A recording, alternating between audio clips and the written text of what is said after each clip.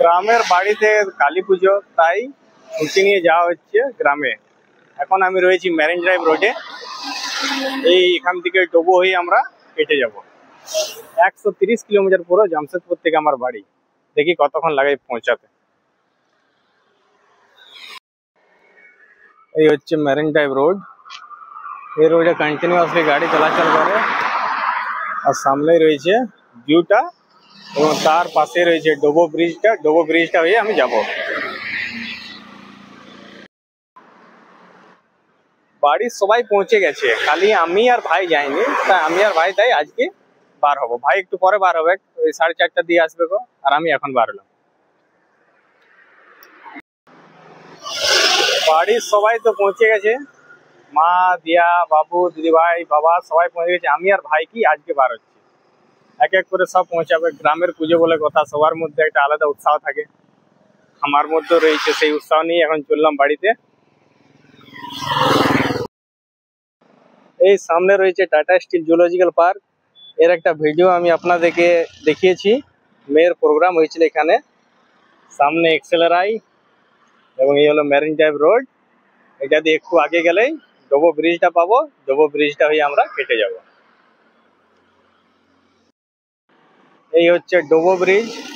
এখন ডোবো ব্রিজটা পার করব এবং সামনে সররেখা আর খড়কাই নদীর দুমানি সঙ্গম, এরও একটা ভিডিও আমি বানিয়ে পরে আমার চ্যানেলে ছেড়েছি। যদি আপনারা না দেখেছেন তো দেখতে পারেন। এই হচ্ছে সররেখা নদী আর এই হলো ডোবো ব্রিজ। এই ডোবো ব্রিজটা এবার পার হতে হবে আমাকে। Hello hello hello hello. এই সামনে রয়েছে ডোবো সাতনালা ড্যাম। এটা একটা খুব সুন্দর পিকনিক স্পট। 1 জানুয়ারির সময় খুব ভিড় থাকে এখানে। এবং এই হচ্ছে সামনে ডোবো রাস্তাটা, এবং এই রাস্তাটা দিয়ে এখন আমাকে যেতে হবে। এবার হাইওয়ে রাস্তাটা ধরবো। এখান থেকে লেফট সাইড নিতে হবে চান্ডিল 11 কিলোমিটার, রাঁচি 109। রাঁচি আমার যাওয়ার নেই, চান্ডিল হয়ে আমি বাড়ি পৌঁছে যাব। 11 কিলোমিটার আবার এখন যেতে হবে চান্ডিল। এই হচ্ছে হাইওয়ে রোডটা। আর এই দেখুন সামনে পাহাড়টা কি সুন্দর দেখাচ্ছে।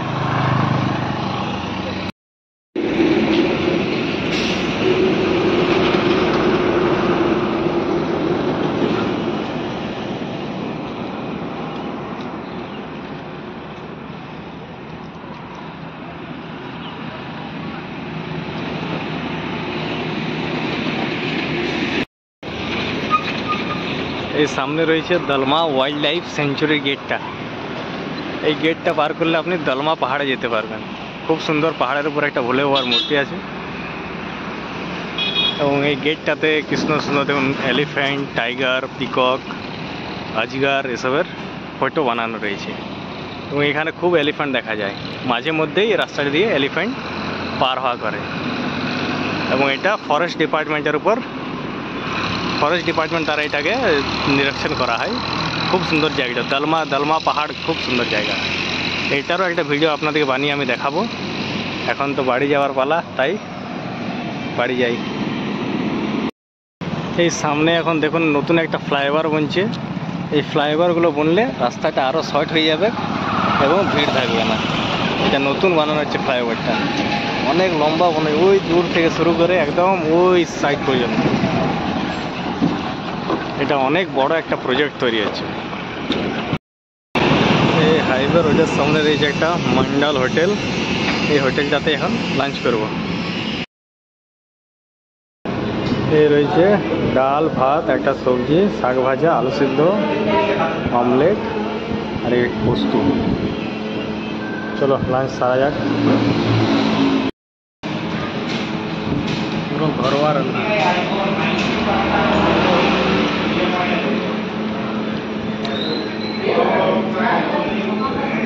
পোস্তুটা দারুণ। রাস্তার ধারে কি সুন্দর ধান ক্ষেত রয়েছে দেখুন। সব ধানগুলো এবার পাকা শুরু হয়েছে। খুব সুন্দর লাগছে দেখতে। এইখান থেকে একদম পুরো দূর অবধি সব ধান খেতে ভরা। এই হচ্ছে রোড। চান্ডিল আমি পার করে গেছি। এই রাস্তাটা এখন নতুন তৈরি হচ্ছে। এখন আমাকে এই নিচ দিয়ে চলে যেতে হবে। এখন এই রাস্তাটা চালু হয়নি। এই রাস্তাটা চালু হলে অনেকটাই রাস্তা শর্ট হয়ে যাবে। এখন এগুলো ব্লক করা রয়েছে, ডিভাইডার দিয়ে এগুলোকে ব্লক করা রয়েছে এবং পুরো একদম হাইওয়ে রাস্তা রইবে, কোনো অসুবিধা নেই, জামও লাগবে না। যে এখন জামগুলো কী হতে হয়, রেলওয়ে ফাটক যে পার করতে হয়, সে রেলওয়ে ফাটক ওটা কিছু পার করতে হবে না, সিধা আপনার চলে যান। দুটো লাইন আছে, এই লাইন দিয়ে যাওয়া আসা হবে, এই লাইন দিয়ে আসা হবে, অনেকটাই রাস্তা শর্ট হয়ে যাবে এবং টাইমটা অনেক বাঁচবে। এই দেখুন এখন আন্ডার প্রসেসিং কাজ চলছে, এদিকেটা কমপ্লিট হয়ে গেছে। এটা কমপ্লিট হলে যেটা আপনাদেরকে আগে দেখালাম সেটার সাথে এটাকে মিক্স করা হবে। রাস্তাটা দেখতেও খুব সুন্দর লাগবে এবং মানুষের যাতায়াতের জন্য অনেক সুবিধা হবে। এই যে লরিগুলো এখন নিচ দিয়ে পার হচ্ছে, সে নিচ দিয়ে পার হওয়ার দরকার নেই, সব উপর দিয়ে যাবে ফ্লাইওভার দিয়ে। এবং এই যে রেলওয়ে ফাটকটা রয়েছে, রেলওয়ে ফাটকটা অনেক জাম থাকে। এখন তো জাম পেলাম না আমি দুপুরবেলা, তাছাড়া এটা অনেক জাম থাকে, প্রায় ট্রেন যাওয়া আসা করতে থাকে রাস্তাটা দিয়ে পরে। এবং এটা হয়ে গেলে রেলওয়ে ফাটকের কোনো টেনশন নেই, সিধা আপনি চলতে থাকুন। আমরা উর্মা হাই স্কুল পার হচ্ছি এবং এখান থেকে পুরুলিয়া আর রয়েছে 21 কিলোমিটার। 21 কিলোমিটার পুরুলিয়া, এবং পুরুলিয়া থেকে আরও 30 কিলোমিটার যেতে হবে, তাহলে আমি আমার গ্রামে পৌঁছাবো।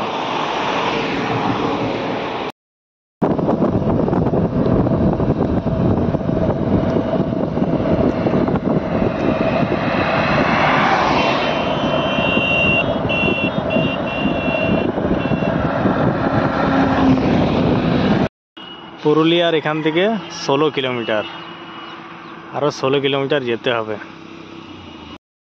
এই ব্রিজটা দেখুন কি সুন্দর দেখাচ্ছে, দারুণ দেখাচ্ছে ব্রিজটা। এবং সামনে নিচে রেল লাইন দেখা যাচ্ছে, নিচ দিয়ে রেল লাইন পার হবে, উপরেই হচ্ছে ব্রিজ। দারুণ, রাস্তাটা খুব সুন্দর। এখন আমি রয়েছি পুরুলিয়া কাঁসাই নদী ব্রিজটার উপরে। এই আমার পেছনে দেখুন রয়েছে কাঁসাই নদী। কাঁসাই নদীতে জল একদম নেই, পুরো বালিতে ভর্তি।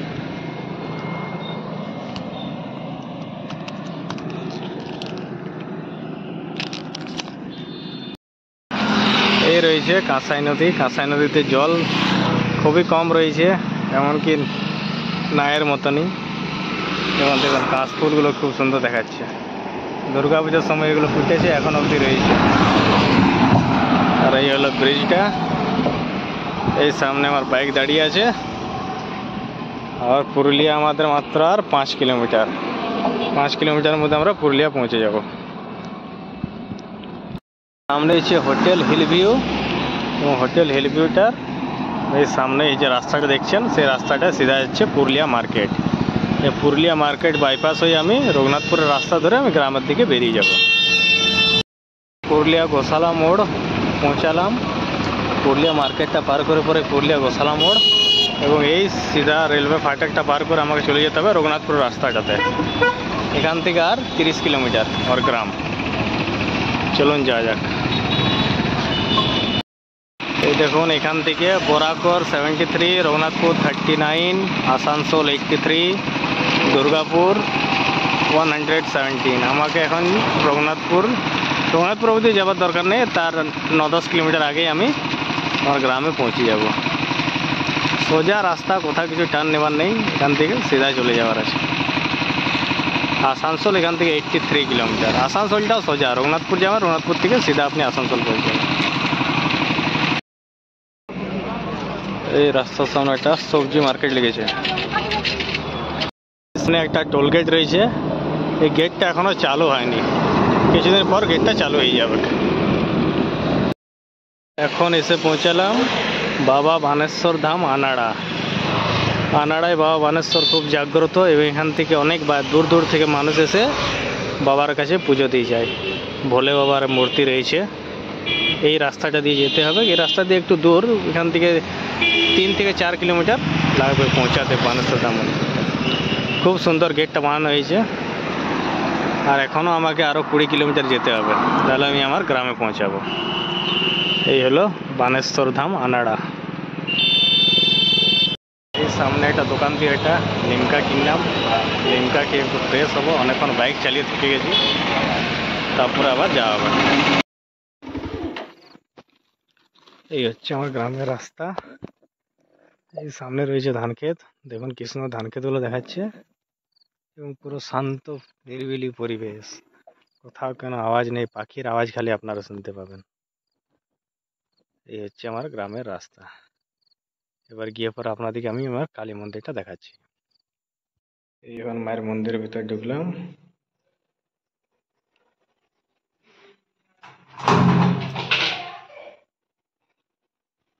এখানে মায়ের প্রতিমাটা রয়েছে, এটা কালকে রং করা হবে। কালকে কারিগর এসে রং করে যাবে। সব লাড্ডু মন্দিরে রাখা হয়েছে।